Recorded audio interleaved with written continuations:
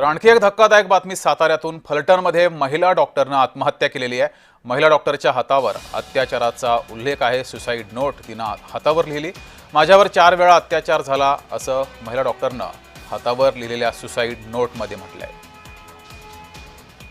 या प्रकरणी पोलीस प्रशासनावर या महिला डॉक्टरनं काही गंभीर आरोप सुद्धा केलेत।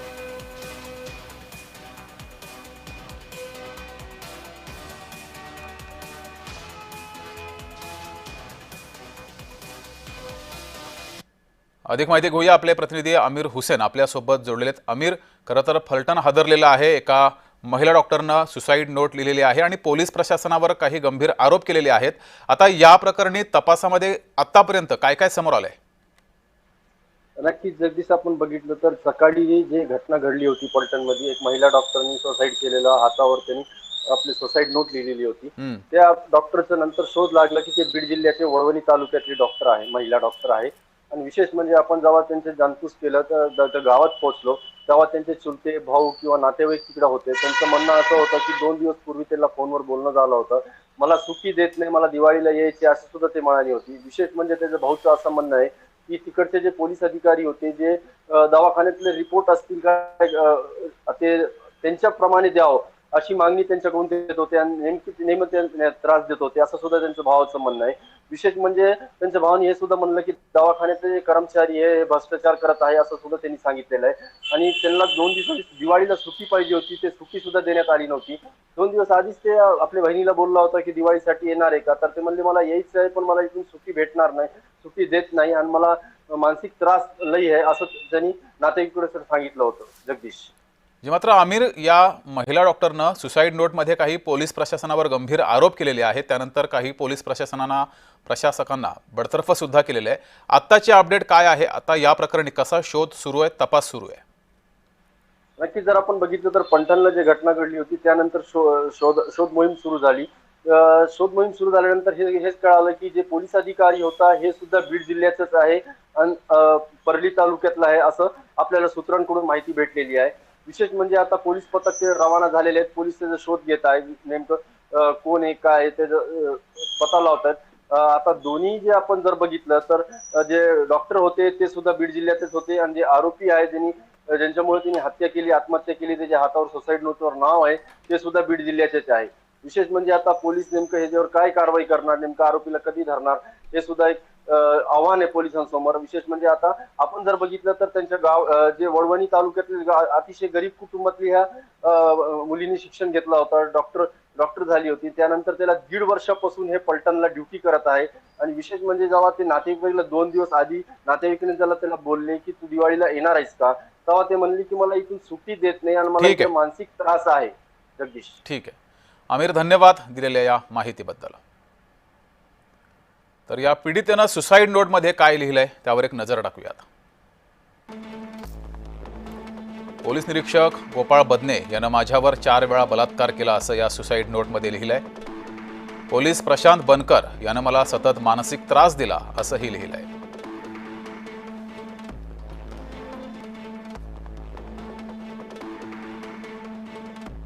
आज सकाळी एक गुन्हा दाखल झाला आहे ज्याच्यामध्ये एक महिला डॉक्टर यांनी सुसाईड केलं आणि त्या सुसाईड करताना त्यांनी स्वतःच्या हातावर 2 नावं लिहून ठेवली, ज्याच्यामध्ये एक आमचे PSI आहेत फलटण ग्रामीणचे आणि अजून एक सिव्हिलियन व्यक्ती आहेत। अशा दोघांविरुद्ध मानसिक आणि शारीरिक छळाच्या आणि बलात्कार केल्याच्या म्हणजे त्याच्याकरता मी आत्महत्या करते अशा अर्थाने लिहिल्यामुळे गुन्हा दाखल करण्यात आलेला आहे। बलात्कार आणि आत्महत्येस प्रवृत्त करणे असं आरोपींना पकडण्याकरता टीम रवाना करण्यात आलेली आहेत। मीनवाईल PSI जे आहेत त्यांच्याविरुद्ध गुन्हा दाखल झाल्यामुळे पेंडिंग इन्क्वायरी त्यांना लगेच तात्काळ सस्पेंड करण्यात आले। तर पोलीस निरीक्षक गोपाळ बदने यानं माझ्यावर 4 वेळा बलात्कार केला असं या महिलेनं म्हटलं। पोलीस प्रशांत बनकर यानंही मानसिक त्रास दिला असंही म्हटलंय।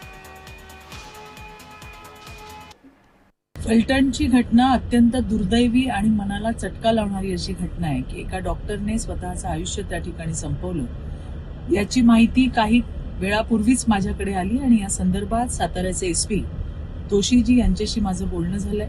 FIR नोंदवण्याची प्रक्रिया सुरू झालेली आहे। एवढंच नाही, जे आरोपी आहेत त्यांना सुद्धा पकडण्याची प्रक्रिया सुरू झाली आहे. एक आरोपी साताऱ्याच्या बाहेर आहे, त्याला पकडण्यासाठी पोलिसांची टीम त्या ठिकाणी गेलेली आहे.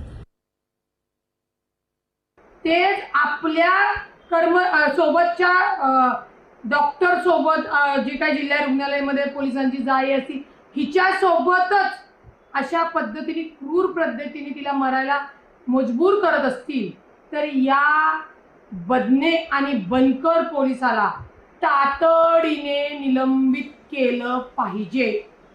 गुन्हा दाखल तर होईलच त्यांच्यावर, परंतु पहिल्यांदा तातडीने घटनेचं गांभीर्य ओळखून त्यांना निलंबित करणं गरजेचं आहे. कारण का जी आत्महत्या केलेली डॉक्टर महिला आहे तिने हातावर लिहिलेलं आहे. तर ज्या महिला डॉक्टरनं सुसाईड केली तिच्या भावाशी संवाद साधलाय आमचे प्रतिनिधी प्रकाश शिंदे यांनी. पाहूयात. सातारा जिल्ह्यामध्ये आज एक खळबळजनक घटना समोर आलेली आहे. फलटण तालुक्यामध्ये एका डॉक्टर महिलेने आत्महत्या करून आपलं जीवन संपवलेलं आहे आणि आत्महत्या करताना खरं तर या महिलेने हातावर काही लिहिलेलं होतं आणि त्यानंतर त्याने आत्महत्या केली. त्यामुळे पोलीस यंत्रणा जी आहे त्या यंत्रणेमध्ये मोठी खळबळ माजलेली आहे. काय सांगाल की नक्की काय झालं? तुम्हाला काय याबाबत काय पहिलं माहिती होती का? याच्याबद्दल आम्हाला पहिली काहीच माहिती नव्हती, कारण तिने आम्हाला माहिती होऊन दिलंच नाही काहीच. पण तिने एक तिची बहीण आहे मेडिकल डॉक्टर, तिला ती सांगायची वारंवार की माझ्यासोबत असं होतं, डॉक्टरांची पोलिसांचा त्रास, PM करायला मलाच पाठवते, PM असं रिपोर्ट दे, रिपोर्ट तसा दे करून दबाव टाकते, राजकीय ते करते ते असं ती सांगायची. पण इतकं टोकाचं पावलं इतका छळ तिचा होईल आणि करतील हे आम्हाला माहिती नव्हतं नसलं. आता मुख्यमंत्र्यांनी दोन्ही जे आरोपी आहेत जे नावं निष्पन्न झालेले आहेत त्या नावांना पोलीस जे आहेत त्यांना निलंबित करण्याचे आदेश दिले आहेत. निलंबित पोलिसांनी त्यांना मुख्यमंत्र्यांनी निलंबित करून का माझी बहीण जिवंत भेटणार आहे का मला वापस? मला फाशी झाली पाहिजे, मला तिचा जसा जीव गेला तशी त्याला जीव गेला पाहिजे. माझी बहीण भेटते का त्याला निलंबित करून? मला फाशी शिक्षा पाहिजे, तशी मी ताब्यात घेणार नाही. कॅमेरामॅन मंगेशसह प्रकाश शिंदे, जय महाराष्ट्र, सातारा. तर याबाबत मुख्यमंत्री देवेंद्र फडणवीस आणि शंभूराज देसाई यांच्या प्रतिक्रिया समोर आल्यात, त्या पाहूयात.